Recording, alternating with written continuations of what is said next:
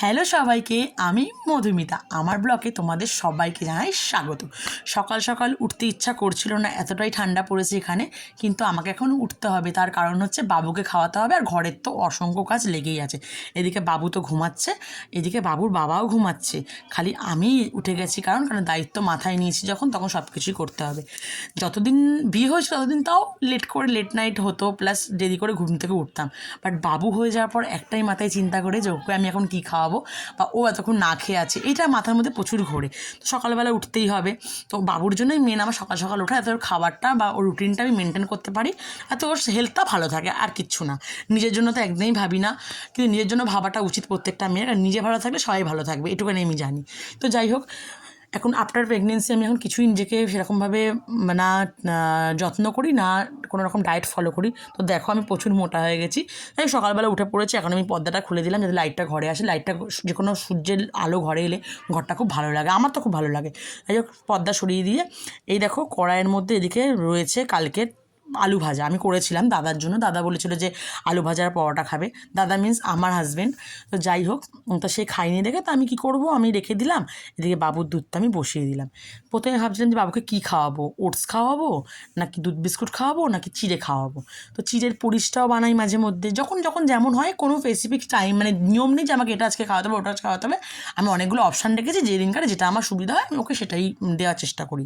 তো এখানে দুধটা গরম বসিয়ে দিয়েছি। দুধটা গরম হয়ে যাওয়ার পর আমি যে জিনিসটা করবো সেটা হচ্ছে কী বানাবো, এটাই মাথার মধ্যে আমার ঘুরছে যে আমি এখন কী বানাবো। তো এখানে দেখলাম কলা আছে আর লেবু আছে। সকালবেলা তো লেবু খাওয়ানো যাবে না, তাই ভাবছি কলা দিয়ে কিছু একটা বানিয়ে ফেলি। তা চলো, তাই এবার লেবুগুলো আগের দিনে আমি নিয়ে এসেছি, হচ্ছে স্পেন্সারে গেছিলাম, তো লেবুও নিয়ে এসেছি প্লাস কলাগুলোও নিয়ে এসেছি বাবুর জন্য স্পেশালি। হ্যাঁ, তো আরও নিয়ে এসেছিলাম। তো এদিকে আমার ছোটো ছোটো সব ভালোবাসার লোক আছে, তাদেরকে আমি দিয়েছি আর কি। তো তাদেরকে দিয়ে আসার পর যে কটা বেশি বাবুর জন্যই চলে এসেছে, বাবুর জন্য প্রায় দিন আনতে যাই। তো সেকেন্ডবার ভাবলাম যে কী করবো কর্নফ্লেক্স তো আছে, তো চলো কর্নফ্লেক্সটাই বাবুর জন্য করে নিই। তো বলে কর্নফ্লেক্সটা আমি ভিজিয়ে দিচ্ছি। কেন কর্নফ্লেক্সটা না ভিজালে যেটা হয় প্রবলেমটা তোমরা হয়তো ফেস করো, যে প্রচুর ড্রাই থাকে। তো পট করে দিলে কী হয়, বাচ্চা চেবাতে পারে না। আমার বাবুর মধ্যে যেটা আছে কি, চেবাতে চায় না, গিলে গিলে খায়। তো ওর জন্য তো আমাকে এটা নজরে রাখতে হবে যাতে যে কোনো খাবার যাতে মানে নরম হয়। তো ওই জন্য আমাকে একটু ভিজিয়ে রাখতে হবে। আর দেখো এখানে ড্রাই ফ্রুট পাউডার বানিয়েছি, তোমরা যদি বলো তাহলে আমি এটা রেসিপিটা দিয়ে দেবো পরে। আর এদিকে দেখো, তোমরা এটা করতে পারো, চিনিও ব্যবহার করতে পারো, কারণ 2 বছর 1 বছর পর 1.5 বছর পর থেকেই চিনি খাওয়ানো যায়। বাট আমি দুলালের তালমির্চিটাই এখনও পর্যন্ত বাবুকে প্রেফার করি। মাঝে মাঝে চিনিও দিয়ে দিই, যখন ধরো কোথাও একটা জায়গায় চিনি হয়তো দুলালের তাল আমি নিতে ভুলে গেলাম, তখন চিনিটাই হয়ে যায়। বাট একটু ঘরে থাকলে মেনটেন করি। তো কলাটা এখানে আমি দিয়ে দিলাম ম্যাশ করে করে। আর একদম গোটা গোটা কলা তো বাচ্চা তো খেতে পারবে না, তো ওই জন্য মোটা মোটা কলাটাকে ম্যাশ করে আমি এখানে দিয়ে দিলাম। কাজ তো অনেক থাকে না, তবে এই কাজগুলো করতে না খুব স্যাটিসফ্যাকশান আছে, যে বাচ্চাকে আমি মানে একটা পুষ্টিকর খাবার খাওয়াচ্ছি, যেটা একটা মায়ের কাছে প্রচুর শান্তি, যে বাচ্চাটা খেয়েও তার পেট ভরবে, এমনকি তার শরীরেও অনেক গুণ আসবে। তো যাই হোক, অনেক রকম। এবার দেখো বাবু মশাই তো এখানে উঠে গেল। বড় মশাই এখনও পর্যন্ত উঠে, বাট বাবু মশাই এখন উঠে গেছে। বাবু মশাই উঠে আমাকে বললো, মাম্মা আমাকে ব্রাশ দাও ব্রাশ দাও। আমি আবার কী করলাম, ওকে ছোট্ট একটা ব্রাশ, এটা আমার দিদিও আমাকে কিনে দিয়েছিল ওর বাড়ির ওখান থেকে। খুব ভালো ছোট্ট, বেশ মানে ব্রাশের যে এটা সেটাও খুব ছোটো ছোটো, মানে ব্রাশের যে মানে মুখটা খুব ছোটো ছোটো এদের, মানে দাঁতের কোনো রকম প্রবলেম হওয়ার কথা না। এটা মনিসন্সের খুবই ভালো। তো যাই হোক, আমি এখানে এখন যেটা করবো, বাবুকে এখন খাইয়ে দেবো। খাওয়ানো টাওয়ানো হয়ে গেলে আমার নেক্সট কাজে আমাকে যেতে হবে। আজকে একটা জায়গায় আমার যাওয়ার কথা আছে, জানি না যেতে পারবো কি না, বাট যাওয়ার কথা আছে, সেটা আমি পরে বলছি আমি কোথায় যাবো। হ্যাঁ, তো যাই হোক, বাবুকে এখানে খাইয়ে দিই। মোটামুটি ঠান্ডা, একটু হালকা ঠান্ডা গেলেই খাইয়ে দেবো। বাবুর মুখ টুক ধুয়ে টুয়ে বাবুকে খাওয়ানো কমপ্লিট করে আমি এসেছি হচ্ছে রাস্তাটা দেখতে। আমার না সকালবেলা ঘুম থেকে উঠেই না একটু হালকা ফ্রেশ হয়ে যাওয়ার পর আমি রাস্তাটা দেখি, কারণ আমার খুব ভালো লাগে। দেখো ওখানে আমার ছোটো ছোটো বোনেরা ওখানে কোনো একটা কাজবাজ করছিল, আমাকে ডাকছিলো, আমি ওদের হাই, আমাকে বলছে কী ভিডিও করছো, আমি ওদেরকে হাই করেছি, ও আমাকে হাই করেছে দেখে। হ্যাঁ, তো আমি যেখানে আসবো বলেছিলাম সেটা হচ্ছে এইখানে। আমি আর কোনো ভিডিও ক্লিপ নিতে পারিনি তাড়াহুড়োর জন্য, অনেক কাজ ছিল বলে। তো সেখানে আমি এসেছি, আজকে আমার শ্বশুরবাড়িতে এসেছি। হ্যাঁ, তো দেখো এই যে এটা আমার ছোটো ননদের মেয়ে, ওর নাম হচ্ছে শ্রুতি। তো ওকে আমি যে বললাম ছোটো ছোটো ভালোবাসার লোক আছে, তো এরাই আমার তারা। হ্যাঁ, আর দেখো কৃষি এখানে আসতে না আসতেই দুষ্টুমি আরম্ভ করে দিচ্ছে, এটা সেটা করেই যাচ্ছে। তো বাবু এখানে খেলছে, দিদির সাথে খেলুক, দুষ্টুমি করুক, খেলুক। ওরা এখানে এলেই ও জানো টিকিট পেয়ে গেছে, যা ইচ্ছা তাই করবে। যাই হোক, আমি এখানে চিপস নিয়েছিলাম খাবার জন্য, তো বড় প্যাকেট চিপস নিয়েছিলাম। আমি একটা চিপসই নিয়ে এসে, দিনটা দুপুর হয়ে গেছিলো, অনেক বেলা হয়ে গেছিলো, বেকার বেশি কিছু নিয়ে খাওয়া যাবে না। তো সবাইকে চিপসগুলো গিয়ে দিচ্ছিলো, আমি সবাইকে মুখে গিয়ে চিপসগুলো দিই। এই দেখো আমার বর্ণনা দেখে আমার শাশুড়িমা রান্না করছেন। হ্যাঁ, রান্না করছি ইন দ্য সেন্স কি, আমরাও করি ওনার রান্নাবান্না, আমিও মাঝে মধ্যে সে করি, আমার ননদেরাও করে। বাট উনি না অনেক সুন্দর রান্না করে, যে কোনো জিনিস খুব সুন্দর করে রান্না করে। তো মনে হয় যেন মা করলে আমাদের ভালো ভাল লাগবে। হ্যাঁ দেখো আচ্ছা আমি একটা কথা তোমাদের জিজ্ঞেস করি, বাঙালির ঘর মানেই কি সিরিয়াল? দেখো সব সময় সিরিয়াল আর সিরিয়াল, আর এদিকে ভিডিও ক্লিপ বানাচ্ছি বলে ননদ খুব লজ্জা পাচ্ছে আর হাসছে। এদিকে দেখো বাবুর এই সাইকেলটা না বার্থডেতে পেয়েছিল। ও যেটা বলছিলাম যে শাশুড়ি মা রান্নাটা খুব ভালো করে, আমার রান্না খেতে খুব ভালোও লাগে।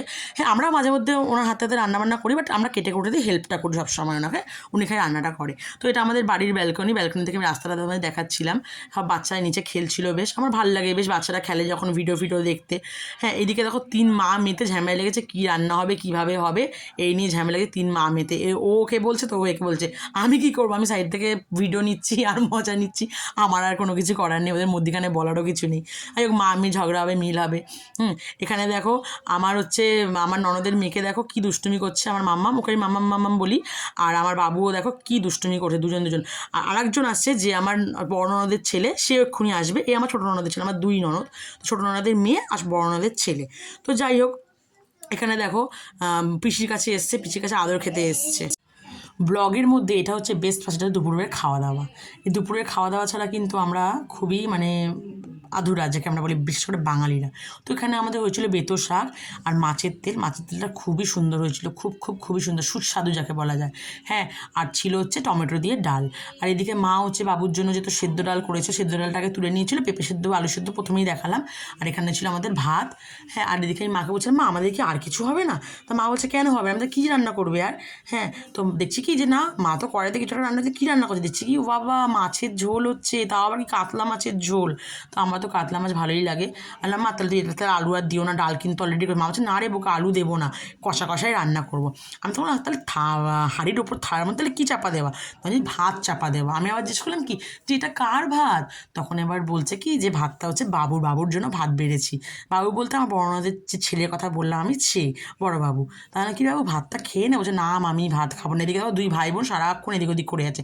এবার তারপর কোনো ব্লগ নিতে পারিনি। সেকেন্ড যে তারপরে যে ব্লগটা আমি নিতে আরম্ভ করলাম, বাবা আর আমার হাজব্যান্ড খাচ্ছে, বাবা বলতে আমার শ্বশুরমশাই, আর হাজব্যান্ড জানি কী বলছে, আমি ঠিক অতটা শুনিনি কী বলছে, মনেও নেই কী বলছে। তো কিছুটা ওদের মধ্যে কিছুটা কথাবার্তা চলছিল। তো এখানে মা বললো মা যে মধু কড়াইটা শাড়ি রাখবি? জানাম হ্যাঁ মা নিশ্চয়ই শাড়ি রাখবো। তো বলার পর আমি আমার ননদ মিলে কড়াইটা ছাড়াচ্ছিলাম। পাশে পুচকিটা বলছে মামি আমি কি একটুখানি ছাড়াতে পারি? আমি বলছি হ্যাঁ ছাড়া, কিন্তু একটা কিন্তু বাইরে ফেলে কিন্তু পিটুনি খাবি। তা বলার পর তখন এবার আমাকে বলছে মামি আমার না ঘুম পাচ্ছে, তুমি তো মাথাটা একটু চুলকে দেবে, তুমি চুলকালে আমার রাত্রি ঘুম চলে আসে। আমি চল তাহলে চুলকে দিই মাথাটা, কোনো অসুবিধা নেই।